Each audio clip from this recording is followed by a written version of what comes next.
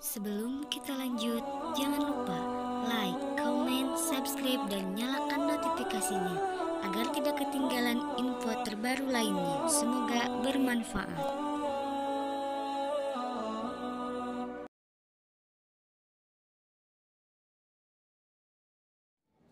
Makanya pangkat dan jabatan yang diberikan diamanahkan Allah itu harus seimbang dengan ibadah kepada Allah. Minta kepada Allah setiap saat jabatan ini, ya Allah. Ketika Umar menerimanya, hanya satu kalimat, inna lillahi wa inna ilaihi raji'un. Inna lillahi, semua dari Allah, datang dari Allah, akan pulang kembali kepada Allah. Itu dalam Islam. Makanya Umar itu hidupnya sederhana. Dia berjuang betul-betul untuk Islam. Dia pula dari bekas kafir, dia petarung gulat yang tak terkalahkan di pasar Ukas. Bahkan boleh dikatakan dialah yang pertama-tama merencanakan untuk membunuh Muhammad. Tapi oleh su'ub yang ada di tangan Fatimah, yang dia ambil, dia menangis. Allahu Akbar. Pejuang-pejuang semacam inilah yang dibutuhkan oleh Islam dewasa ini. Jangan baru lihat uang 1 miliar, kelopak-kelepok, ulama tinggalkan umat. Ini ada kiai berapa orang. Mudah-mudahan Pak Kiai tahun depan tidak jadi gubernur Jambi ya. Kalau ulama. Kalau umaro. Gak usah ulama jadi umaro jadi Karena begitu dalam hadis. Iwamud dunya bi arba'ati asa. Tertibnya dunia ini bergantung kepada 4 orang. Yang pertama, bi ilmi ulama, ilmu para ulama. Yang kedua, bi adlil umaro, keadilan pemerintah. Yang ketiga, bi syakawatil agniya, kedermawanan orang-orang kaya. Dan yang keempat, yang bahaya sekali ini, bi dakwatil fuqara'i, doa orang-orang miskin. Jadi saya curiga ini gempa yang bakal terjadi ini karena doa masyarakat yang sudah susah ekonominya. Bu. Tapi ibu-ibu ini tenang aja Pak Bupati, mereka senang Jokowi jadi presiden lagi. Sudahlah. Kan Pak begini, Pak Jokowi kan janji sembako jadi murah. Masa antum tidak senang? Udahlah, senang kita. Alhamdulillah, iya, tunggu saja ayam kencing. Pengangguran akan digaji. Ya saya kira Pak Bupati pasti tidak begitulah berjanji-janji ya. Janji-janji hanya tinggal kau pun pergi tak pernah kembali lagi. Ini. Nah, saya suka sekali Dian Piscesa. Betul, tegas begini, tapi jiwa saya Bu, Masya Allah, lembut. Senang sekali. Sementara bawa mobil solawat diimbangi dengan lagu Dian Piscesa. Dian Piscesa stop, doma irama dangdut. Itu yang membuat saya segar di jalan. Kopi mainkan terus. Ada di mobil saya 200 mili, isinya mungkin sebanding dengan 15 gelas. Itu saya pompa di jalan. Kepala BNN pernah ikut saya di Makassar. 3 hari roadshow berdakwah, tumbang beliau, masuk rumah sakit. Keluar rumah sakit, dia bilang sama saya, Ustadz, mengaku saja, saya ini kepala BNN, saya curiga ente pakai narkoba. Karena dia lihat saya tak pernah capek, saya hanya mengantuk, capek tidak. Apa yang kau konsumsi? Mengaku saja. Saya bilang yang saya konsumsi kopi puluhan gelas. Teman saya seorang ustadz umur 36 tahun, ceramah, roadshow, begitu mampir di warung, apa yang dia ngomong? Saya teh saja, jangan kopi, gulanya sedikit. Baru 36 tahun takut gula. Apalagi pedangnya kafir, baru gula kau takut. Apalagi pedangnya kafir, lari kau. Orang Islam itu boleh takut kepada yang haram, kepada yang najis. Kalau yang halal, tembak kambing, sapi. Ini orang Islam takut gula. Sama gula takut. Ada spanduk di jalan tuh, rokok membunuhmu. Takut dia merokok karena dibilang di situ. Bukan takut karena dia merokok, dia tidak merokok karena dia takut kepada Allah, tapi dia baca di spanduk, takut rokok membunuhmu. Takutan dia merokok. Kopi sampai puluhan gelas. Enggak ada, dalam lambung saya sakit. Setiap saya mandi saya push up dulu. Sudah target 25-50 kali. Kenapa? Karena sering berkelahi saya Pak Bupati di jalan. Saya pelatih taekwondo dan 5 saya waktu masih muda. Nakal sekali di kampung. Tidak ada yang berani. Jawara juga di kampung saya dulu. Karena bapak saya tentara, ya, polisi nggak bisa tangkap, keluar lagi. Cocoklah saya masuk Islam. Jangan kau ganggu kafir. Mau apa? Mau berdebat secara intelektual. Kau pasti tak mampu. Saya yang pendetakan kalian dulu. Berdebat secara fisik. Oh, saya nggak perlu umat Islam bela. Saya di mana-mana tidak meminta umat Islam bela. Makanya kita masyarakat jaga ukhuwah Islamiyah, ukhuwah watoniyah. Kita jaga dengan pemerintah. Jangan ada apa-apa emosi. Mahasiswa meminta sesuatu, pelajar tidak terrealisasi, ambil batu, lempar kantor pemerintah, lempar kantor polisi dengan takbir, Allahu Akbar. Berkelahi, polisi merasa diri Islam, tentara merasa, pemerintah merasa Islam, ambil batu, Satpol PP, Allahu Akbar, orang kafir, haleluya. Berhasil kita adu domba. Jaga ini ukhuwah Islamiyah. Rapatkan barisan, bersatu kita. Didik generasi kita, anak cucu kita menjadi generasi yang berguna bagi bangsa dan negara, terutama berguna bagi kejayaan Islam di masa yang akan datang. Supaya Indonesia ini betul-betul menjadi negara yang baldatun toibatun warobun gofur. Cari pemimpin yang bastotan fi ilmi wal jismi. Itu syarat kriteria Islam. Kalau mau ikuti kriteria Al-Quran, pemimpin itu bastotan, kuat. Fi ilmi, ilmunya luas. Bahasa Inggrisnya tidak dipermalukan di dunia internasional. Kemampuan language, kemampuan speaking publik, homiletika, ilmu berkata-kata. Itu merupakan sebuah modal besar bagi seorang pemimpin. Satu kuat, satu luas cakrawalanya. Ini kita tidak. Cari yang kokoh, yang kuat-kuat seperti begini-gini nih. Cocok ya. Anies Baswedan nanti 2024. Sabar sajalah. Ini kan permainan catur, ini pembukaan Anatoly Karpov. Saya kalau nggak ada jadwal Pak Bupati, saya main dengan catur level 10. Kalau Bapak ada komputer, buka aja lah sebentar kita di pendopo. Level 10 Anatoly Karpov. 15 langkah saya bisa kasih mati. Buka saja level 10. Apalagi cuma permainan begini gampang. Belum dilantik 2019, ente sudah main tekel. Kasus Ustaz Somad bicara 2019, kau tekel sekarang, 3 tahun lalu. Ada apa? Takut ya? Maju Ustaz, bila perlu jadi presiden langsung. Umat akan pilih. Tapi kalau kiai Ustaz gak usah lah. Wakil presiden boleh. Lepaskan itu. Biar Anies Baswedan yang jadi ke depan. Allahu Akbar, gagah dua-dua. Itu dia. Mudah, gagah, cerdas. Ini bahasa Inggrisnya bagus. Tidak dibaca-baca, sudah baca salah lagi. Istilah Islam kecil-kecil, pendek-pendek, rusak. Tidak bisa, tidak ngerti. Istilah Islam. Ada partai Islam, semangat sekali. Partai Islam, semangat sekali. Kami ini partai Islam, membela kedaulatan NKRI, membela umat Islam dengan satu semboyan. Lakal dia katakan dengan satu semboyan, amar mangkur nahi mangkur. Saya bilang amar mangkur nahi mangkur, partai Islam. Yang mulutnya tajam itu Bu, yang suka-suka jelekan Habib Rizik. Katanya orang Jambi juga itu kalau nggak salah. Bukan ya, bukan. Oh bukan. Dia suka-suka jelekan ulama. Dia katakan kami anti Pancasila. Yahya Walohni itu radikal. Allahu Akbar. Buktinya sekarang kami tidak bicara soal teologis.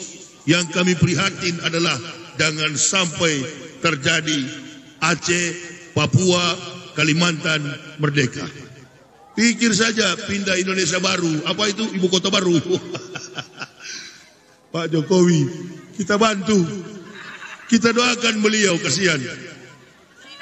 Bukan Pak Jokowinya, ini di kiri kanan Pak Jokowi, termasuk nenek-nenek satu itu.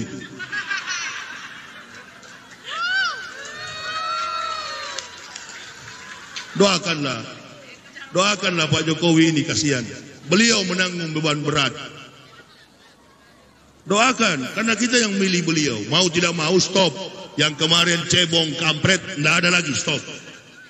Pasti ada itu cebong di sini, kampret pasti ada, stop.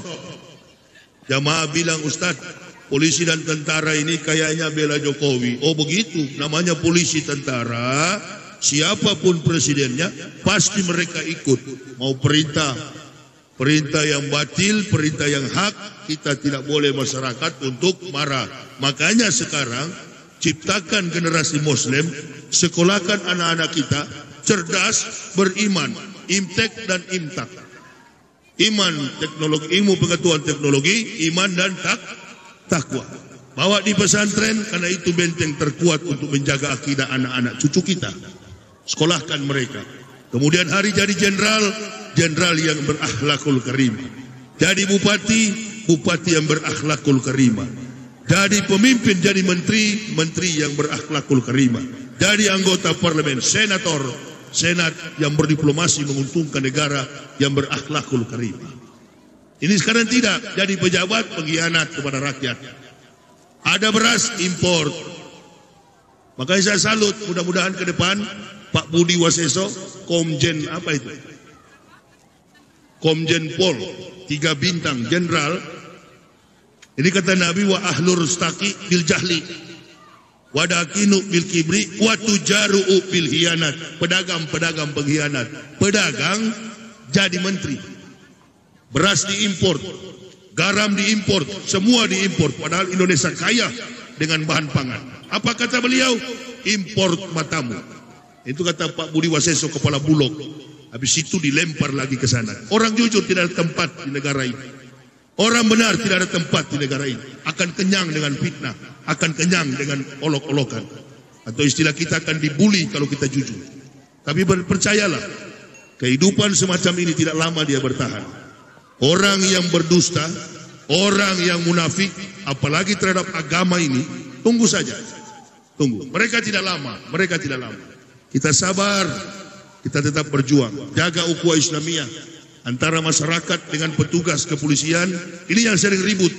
Kemarin saya dengar di Jambi, seorang penjahat datang ke kantor polisi, ambil pistol polisi, dan dia bawa lari. Hubungan antara masyarakat dengan petugas harus kita jaga. Karena biar bagaimanapun, kebanyakan dari petugas di negara ini beragama Islam. Jangan sampai kita diadu domba. Jangan sampai negara ini pecah hanya karena terjadi ketidakadilan yang ada di masyarakat. 5, sila kelima itu pincang sekali, keadilan sosial bagi seluruh rakyat Indonesia. Karena tidak adil. Papua kaya, Aceh kaya, tapi coba datangi jemaahnya. 16 tahun saya di Papua, orang-orang yang tinggal di Lembah Baliem, di bawah Freeport itu miskin melarat. Bahkan tidak pakai baju, hanya pakai koteka. Makanan pun susah. Begitu juga di Aceh setelah saya Muslim. Keliling Aceh kaya, masyarakatnya juga banyak yang miskin. Allahu Akbar. Saya keliling Indonesia, jadi saya tahu secara psikologis ujung ke barat, timur ke barat, barat ke timur. Sudah saya keliling dan saya lihat memang betul-betul ketimpangan sosial itu luar biasa. Kemarin orang bilang BBM 1 harga. Bohong. Om, saya punya proyek di Papua.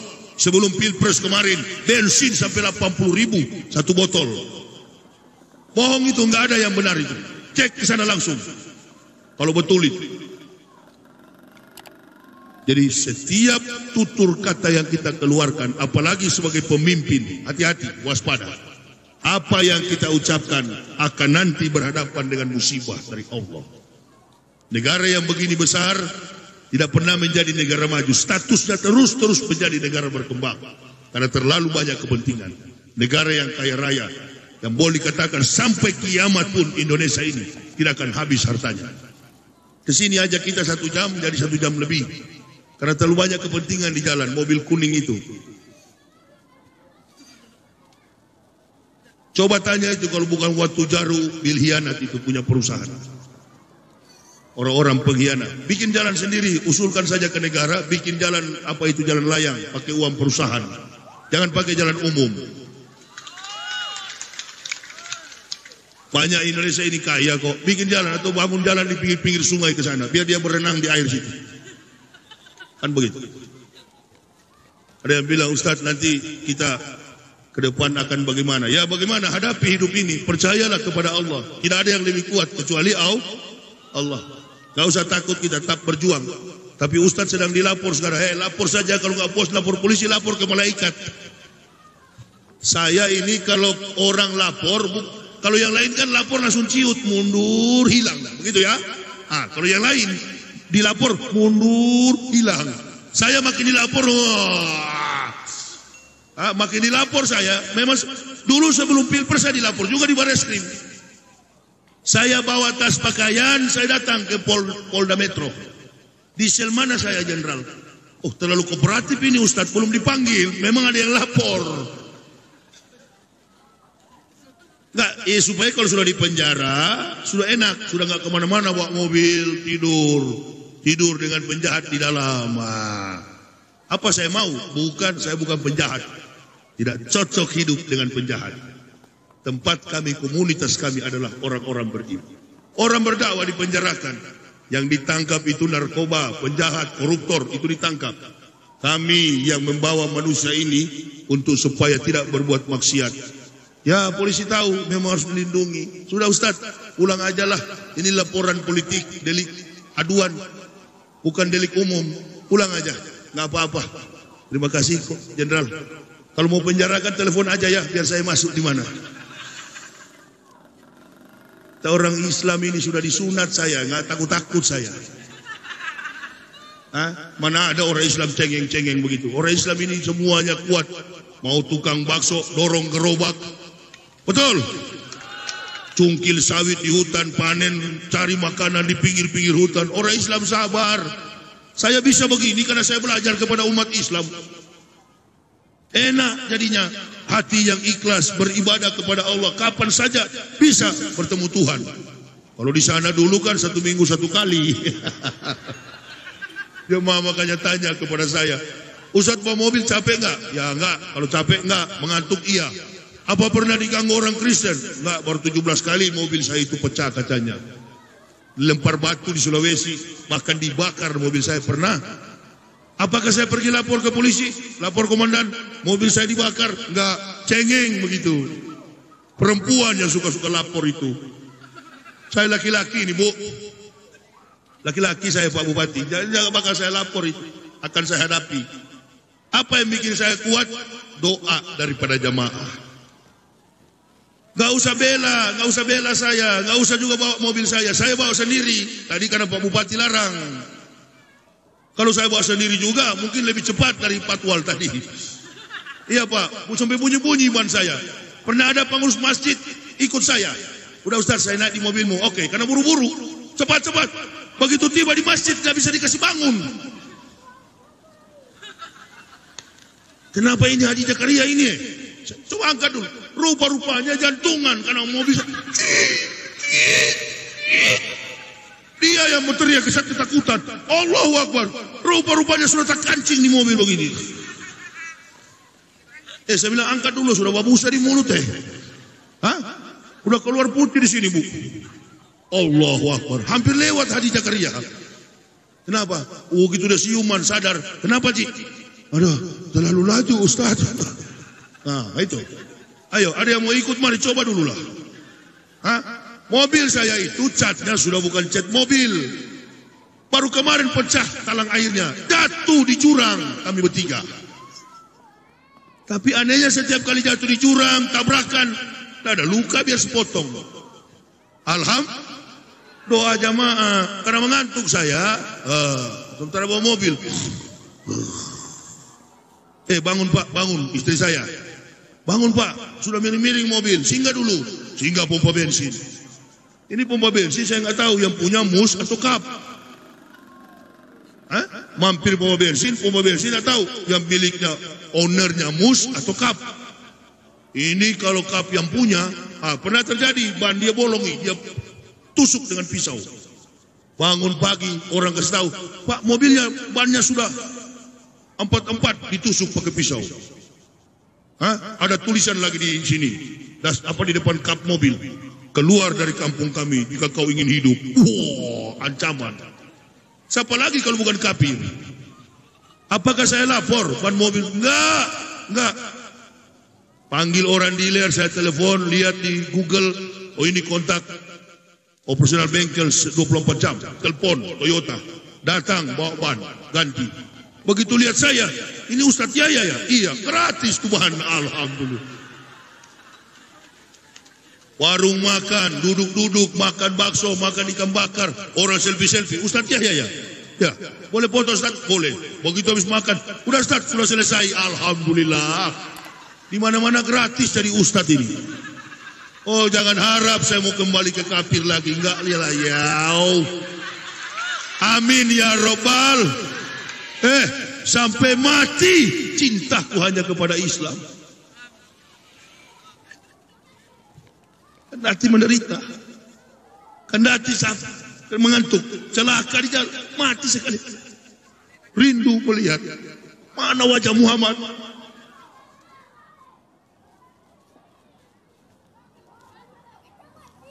Cepat melihat mana wajah. Ya. Kalau hanya harta jemaah, Allahu Akbar, enggak ada arti. Tidak pernah saya merasakan iman ini. Tidak pernah. Karena di sana itu palsu semua, penuh dengan topeng dan dusta. Ini yang asli. Bayangkan puluhan tahun berkendaraan, mendengar nama Muhammad, baca Al-Quran, menghafal hadis. Kapan aku jumpa ya Rasul? Kapan? Sepertinya hidup ini sudah nggak ada arti bagi saya. Sudah nggak ada arti bagi saya hidup ini. Makanya tidak berpikir tentang qudwatun fisabilillahi aurahatun khairun minad dunya wa ma fiha. Berangkat pagi atau sore, qudwatun fisabilillah, berjuang di jalan Allah adalah lebih mulia daripada dunia dan segala isinya. Ini beda. Saya akan perjuangkan, percayalah Pak Bupati, seluruh jamaah, percayalah, keislaman kami ini tidak akan pernah main-main. Kami mempertaruhkan nyawa dan diri kami ini, mewakafkan seluruhnya di jalan dakwah fisabilillah. Sayang saya kepada umat. Saya kunjungi umat sampai ke desa-desa, pulau-pulau, gunung-gunung untuk bersilaturahmi dengan kami. Atas izin Allah kami berjumpa. Dan dengan Pak Bupati pun saya tak pernah tahu Pak Bupati. Pak Bupati kemarin ketemu saya di pesantren, kejar saya sampai ke hotel. Mana ada pejabat yang rendah begini, rendah hati. Allahu Akbar. Kita paksakan beliau supaya ke depan sana bisa menjadi gubernur. Gubernur Jambi. Saya ini bukan pernah bicara politik dengan beliau. Dan jarang bicara. Hanya 2 kali. Di pesantren dan sekarang. Itu pun terbatas. Sebentar juga bicara sama ini saya mau pulang buru-buru ke Palembang. Istri saya bilang cepat pulang Pak. Pakaian ini terhambur kotor semua. Tinggal ini yang bersih Pak Bupati. Tapi jangan terlalu rapat juga Pak. Karena memang agak kotor-kotor sedikit sorban ini. Agak bau keringat. Percayalah ini keringat dakwah. Akan nanti jadi saksi di sana. Allahu Akbar. Inilah harus terlalu cinta, terlalu sayang, terlalu luar biasa. Saya tidak bisa gambarkan bagaimana kecintaan kami terhadap Islam. Anak-anak saya pun kuliah dengan baik, tidak terganggu. Padahal jarang saya nasihati, jarang saya lihat. Cuma satu saya pesan kepada anak saya. Ayah tinggalkan kamu nak, jangan pernah tinggalkan sholat 5 waktu. Itu saja. Ada yang mendoakan, Ustadz kami doakan anak-anak Ustadz. Yang kecil yang ikut saya, Ibnu kecil, umur 2 tahun. Supaya dia jadi Ustadz. Jangan Pak, jangan doakan jadi Ustadz. Doakan dia jadi jenderal. Doakan dia jadi pemerintah. Doakan dia jadi diplomat. Kenapa jangan jadi Ustadz? Ustadz tidak bisa kita jadikan. Ini karena banyak ustadz-ustadz jadi-jadian di Jawa sana. Antara ustadz dengan dukun beda-beda tipis. Penipu, pendusta jadi ustadz. Bajingan jadi ustadz. Penjilat jadi kiai. Innalillahi. Kalau mau jadi ustadz, biarkan nanti Allah yang tentukan. Saya dulu pendeta, sekarang jadi ustadz. Kenapa? Karena Allah yang tentukan. Gak bisa kita berdoa sekalipun tertukar. Tidak bisa, tidak bisa. Allah yang tentukan. Ini jadi ustadz, ini jadi kiai, ini jadi abuya, ini jadi mubalik. Tidak bisa. Ini jadi pejabat, umaro, pemerintah, ulama dan umaro, mitra seperjalanan untuk mencapai tujuan negara dan agama. Kerjasama antara umaro dan pemerintah. Yang repot umaro jadi ulama, ulama jadi Nah, ini yang repot. Ini yang repot. Ini yang repot. Ya ke depan kita tata lebih baik. Ulama saja, umaro saja. Kafir melihat itu, oh mulai pecah umat Islam, mulai berani ini kafir karena dia lihat kita terpecah-pecah, terkotak-kotak. Hancurkan Islam pakai orang Islam. Ini siasat mereka. Sekali lagi, hancurkan Islam pakai orang Islam. Karena dia tidak pernah menang melawan Islam. Caranya pakai orang Islam menghancurkan Islam. Mudah-mudahan pertemuan kali ini mendorong kita, memotivasi diri kita untuk selalu kuat mempertahankan agama Islam sampai pada kehidupan akhir kita. Pemerintah Kabupaten Batanghari semoga saja senantiasa dalam lindungan ridho ampunan dari Allah Subhanahu wa taala. Kepada Bapak Bupati, kepada Ibu Wakil Bupati, ya bekerja sama, layani masyarakat dengan penuh takwa kepada Allah. Kalau sudah bertakwa seorang pemimpin, insya Allah segalanya akan ditolong oleh Allah. Tidak ada yang susah. Memang Indonesia lagi diuji sekarang ini. Dengan harinya Pak Jokowi 2 periode, kita diuji. Tidak apa-apa. Pak Jokowi juga Muslim, Pak Maruf juga Muslim. Bersatu kita. Perbedaan politik jadikan sebagai pelajaran bagi kita. Kenapa jadi begini? 2 periode Pak Jokowi untuk mengajak kita mendisiplinkan umat masyarakat Indonesia karena kebangkitan Islam di masa yang akan datang semakin dekat. Allahu Akbar.